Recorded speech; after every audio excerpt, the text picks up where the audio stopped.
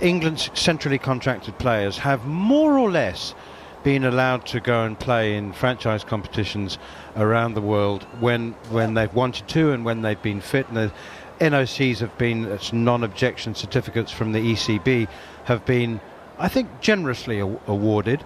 I bring this topic up now because the news that Ben Stokes has announced that he will sit out the IPL in order to safeguard his well-being, his fitness and strength for the Ashes. It's an Ashes year.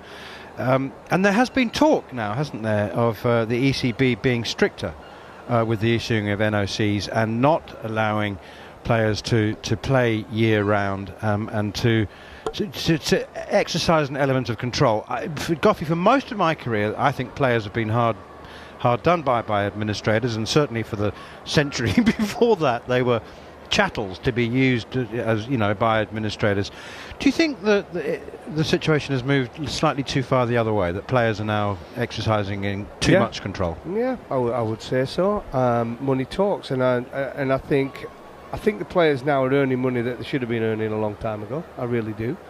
The IPL has opened up that floodgates for a lot of cricketers around the world, and West Indies have been the biggest punishers of this. I mean, look how many players they've lost to franchise cricket.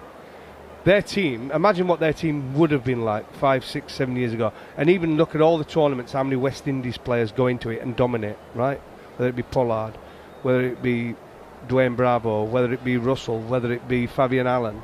These guys are all awesome players in franchise cricket around the world. And England, they should be allowed to play in one. That's what it should. And for me, one of the things they did wrong, when they allowed them all to play in the IPL, no problem, but they allowed some had to come home, right, to train for the first test. Remember this. And 4 of them were allowed to stay. I'll let you guess which 4 were allowed to stay and earn the bigger bucks and which ones had to come home. Senior players stayed and played the lot, and they made all the youngsters come back and train.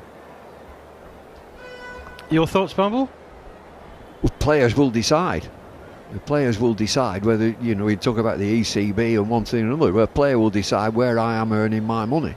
It's as simple as that. And so the IPL will expand. One thing we're probably not going to talk about is the sale of the 100 teams in the UK, which will predominantly be owned by IPL owners, 49%. They will have an enormous say, massive say. Forget this, we've got 51%. Forget that. The 49% will decide how each team is run and who plays for them and what they're called and what the colours are. It's as simple as that. But the players, in answer to the question, will decide where I am going to earn some money.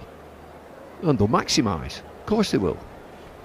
It always amuses me when people still talk about the IPL expanding.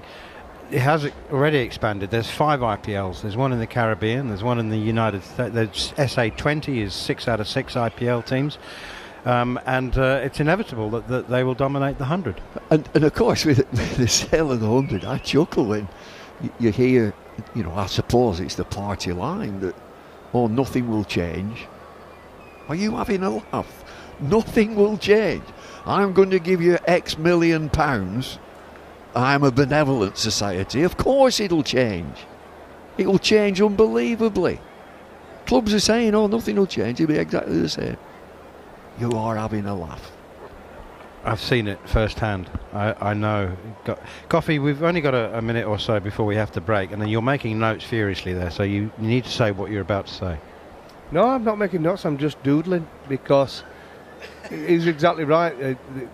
The thing is, I saw an article the other day, I can't remember who wrote it, and it talks about sometimes cricketers are better off losing because they can play in 2 tournaments. They get knocked out of one and they fly straight to another tournament and play that one, and then they lose that series, and then there's another tournament, so they can leave early and go play that one. That can't be right. I mean, the way I would have it, if it was me running it, would say, okay, you sign up to play in the SA20, you stay with that tournament. Even if you get knocked out, you can go home, but you can't play in another tournament until that one's finished. The final is finished. Because last year we had a situation where the teams that were knocked out of the SA20, they didn't go home, they jumped straight on Emirates flight to Dubai and played in another tournament next day. How can that be right? It can't be. It can't be right. It absolutely can't be right. The thing is, it comes down to restraints of trade, I suppose, and how you exercise control over your players. On AM, on DAB, via the talkSPORT app and on your smart speaker. talkSPORT.